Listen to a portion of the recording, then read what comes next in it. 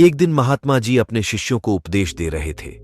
उसी समय उनके पास एक सुंदर युवक आया। उसने हाथ जोड़कर महात्मा जी को प्रणाम किया और फिर उनसे कहा, भगवन, संसार से मेरा मन ऊब गया है। लोग जिसे सुख कहते हैं उसे मैं दुख समझता हूं। राजपाट, धन, ये सब जंजाल ही तो है।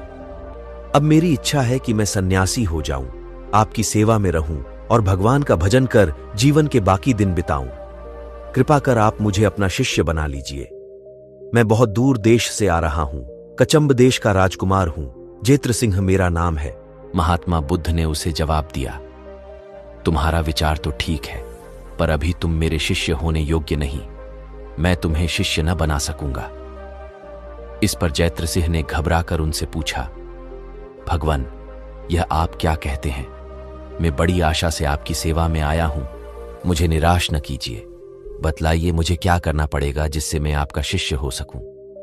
महात्मा जी मुस्कुराकर बोले, अच्छा सुनो, सन्यासी बनकर सुखी होने के लिए आदमी में ऊंचे गुण होने चाहिए। ईर्ष्या, बुराई और घृणा से बचना चाहिए। देखो, तुम्हारे पिता के दरबार में तुम्हारा एक मित्र था। दरबार में एक आदमी आया और वह तुम्हारे मित्र से मेल झोल बढ़ाने लगा। तुम यह बात बर्दाश्त न कर सके। तुमने उससे घृणा की और बेचारे को अपने मित्र से मित्रता न करने दी। सोचो तो, वह आदमी तुम्हारे मित्र से प्रेम बढ़ा रहा था, इसमें तुम्हारी क्या हानि थी? बेचारा दुखित होकर चला गया। अब वह तुमसे घृणा करता है। दूसरी बात सुनो, एक बार तुम अपनी स्त्री पर जरा सी बात पर बिगड़ उठे। बेचारी कितनी रोई, पर तुम न पसीजे। तुमने उसे घर से निकालकर ही चैन लिया। अब वह तुमसे दुखी रहती और घृणा करती है। जो आदमी से घृणा करता है उसे प्यार नहीं कर सकता। वह सन्यासी बनकर कैसे सुखी हो सकता है? जैत्र सिंह ने सिर झुका लिया और पिता के राज्य में लौट गया। जैत्र सिंह के पिता की मृत्यु हो चुकी थी। लोगों ने जैत्र सिंह को धूमधाम से राजा बनाया। जैत्र सिंह राजा बनकर प्रेम से प्रजा का पालन करने लगा। प्रज्ञा भी उसे खूब चाहने लगी। जैत्र सिंह को बुद्ध देव की बातें लग गई थीं। अब उसने अपनी गलतियों को सुधारने का इरादा किया। पहले तो उसने उस आदमी को बुलवाया, फिर अपने अपराध की क्षमा मांगी, उसे एक सुंदर महल रहने के लिए दिया और अपने मित्र से उसकी मित्रता करा दी। फिर जैत्र सिंह ने अपनी रानी को भी बुलवा लिया और उसे बड़े प्रेम तथा आदर से अपने पास रखा। जैत्र सिंह के ये काम देख कुछ मतलबी आदमी नाराज हो गए, पर जैत्र सिंह ने उनकी नाराजगी की जरा भी परवाह न की। तब वे लोग जैत्र सिंह के छोटे भाई को भड़काने लगे। उन्होंने उससे कहा, राजा बनने के योग्य तो आप ही हैं। यदि आप राजा बनने की इच्छा रखते हो तो हम लोग आपकी सहायता करने को तैयार हैं। जैत्र सिंह का भाई उनकी बातों में आ गया। तब सब लोगों की सलाह से आराध नामक एक क्षत्रिय को जैत्र सिंह की हत्या करने का काम सौंपा गया।